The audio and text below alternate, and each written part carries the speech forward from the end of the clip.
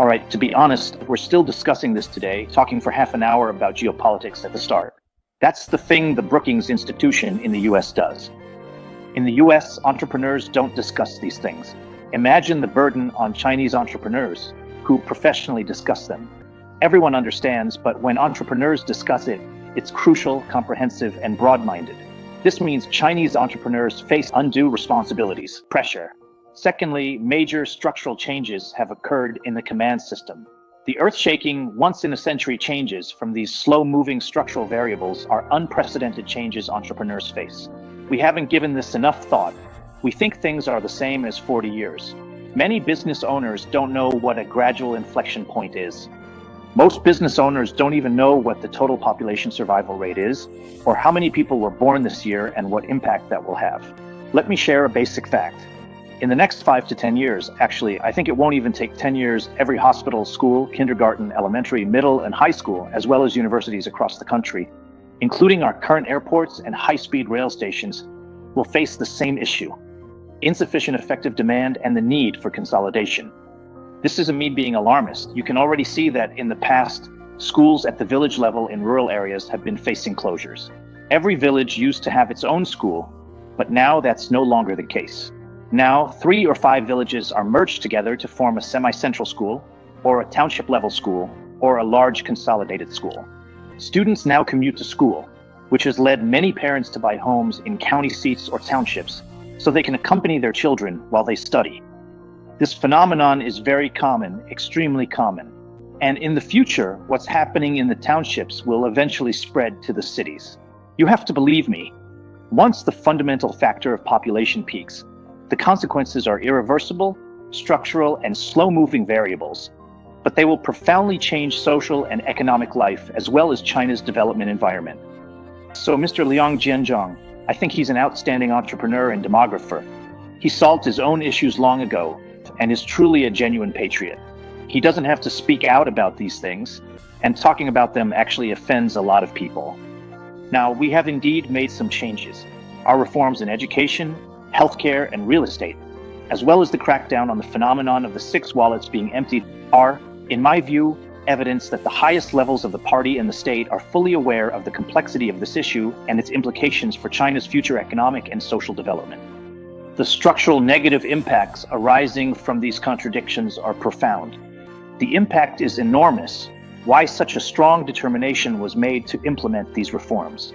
Of course, perhaps actions were too swift, and measures in each industry too forceful, leading to some synthesis errors, even though original intentions were good. Intention was positive: to loosen restrictions on society, ease burdens on people, relax controls for public satisfaction, especially when it comes to livelihoods. These things our entire nation should support. They all positive. This is something this current government done very accurately. However, we also need to provide everyone with a certain amount of space for expression. We should help the government and society so that these well-intentioned policies can achieve even better results and be more conducive to development. Because sometimes things are rushed, sometimes policies are introduced hastily and lack detail, or the details are not fully considered, or the timing of the policy rollout doesn't match the environment and pace of economic development. Some policies are better suited to procyclical conditions. After your economy develops well, some policies are suitable for countercyclical measures. When it's time to clear out, you have to clear out. So, what is needed here is comprehensive consideration and deep reflection on the modern state's governance capabilities.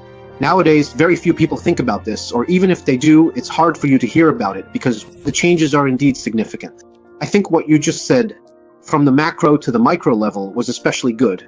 That segment is truly worth recording in its entirety as a classic. This is a classic example in economics, financial markets, or investment.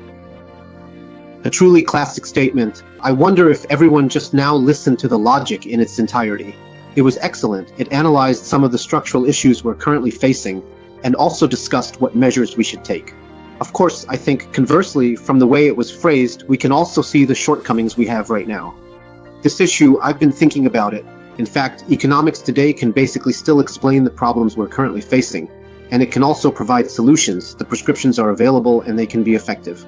Of course, whether you actually use these prescriptions or follow this approach is another matter. That's another issue altogether. Secondly, I really think that Japan's experiences and lessons are still very much worth our attention. In fact, years ago, everyone was talking about avoiding Japan's mistakes, but looking at it now, we should actually study Japan's experiences from back then, especially those of Richard Koo. Regarding the balance sheet, I think there are still many people domestically who criticize whether the balance sheet theory is applicable to China. In fact, a very important conclusion of Richard Koo's balance sheet theory is that Japan has actually achieved tremendous success over the past 30 years. Pay attention. It has achieved tremendous success because its fiscal and monetary policies have greatly mitigated the severe impact brought by a recession. Even now, Japan is taking advantage of changes in the international landscape and the adjustments made over these 30 years to seek new opportunities. I think this is something that hasn't been discussed enough in the past, or even that we've misunderstood. To be honest, when people look at Japan and talk about the lost 30 years, it almost sounds like they're gloating, but that's not the case at all. And in fact, it has achieved tremendous success.